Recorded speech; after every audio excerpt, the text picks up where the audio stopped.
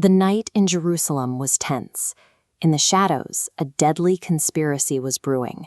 Over 40 men had bound themselves to a dark oath, swearing they wouldn't eat or drink a single drop until they had successfully assassinated the Apostle Paul.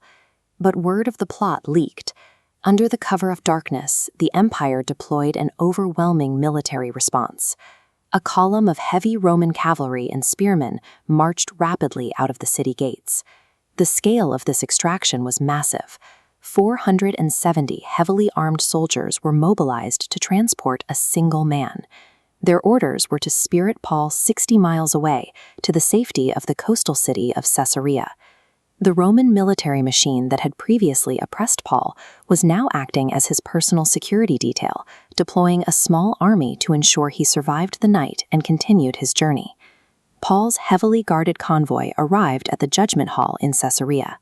Here, he was handed over to Governor Felix, a man who stood as the absolute moral opposite of the righteous prisoner standing before him.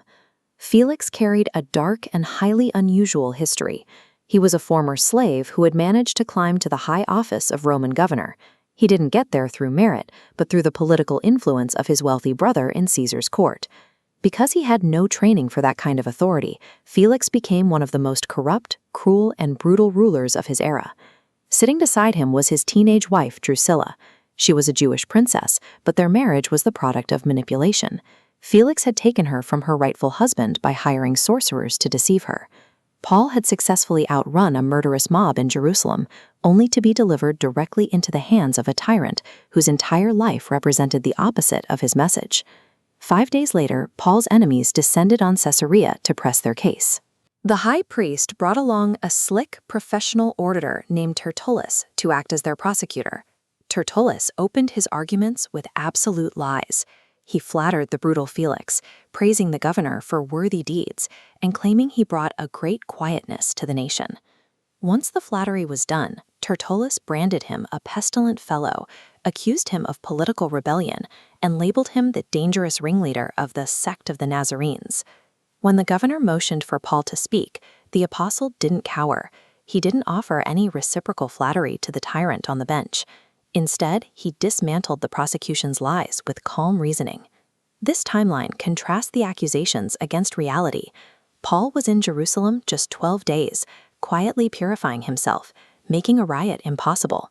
The timeline then dissolves into two paths, as Paul stakes his ultimate defense on a coming resurrection for both the just and the unjust. Because of that coming day of final judgment, Paul explained that he constantly strove to keep a clear conscience before God and all men.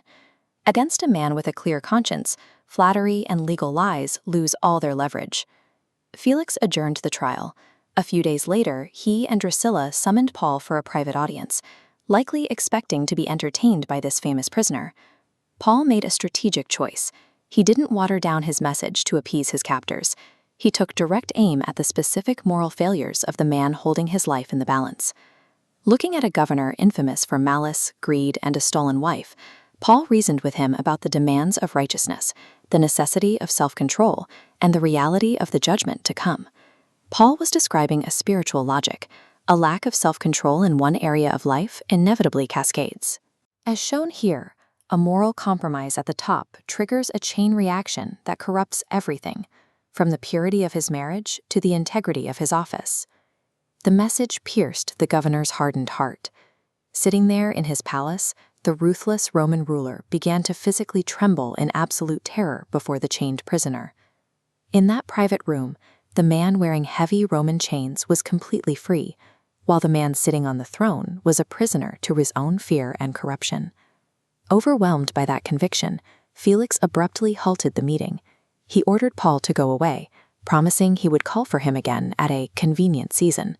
But that convenient season never arrived. Felix's greed overpowered his conscience. Hoping Paul might offer him a bribe, the governor simply left him locked in custody. An innocent man was left to languish in a Roman cell for 2 full years, kept in custody for no other reason than a governor's hope for a bribe. Yet, the corruption of Rome did not derail the plans of God. This 2-year imprisonment provided Paul with something his busy travels didn't allow: forced quiet and physical isolation. During that extended confinement, God used Paul's quiet time to have him sit down and write. He penned the very scriptures that continue to instruct the global body of Christ to this day. Corrupt political power can chain a man's body, but it has no reach over a clear conscience and true spiritual conviction.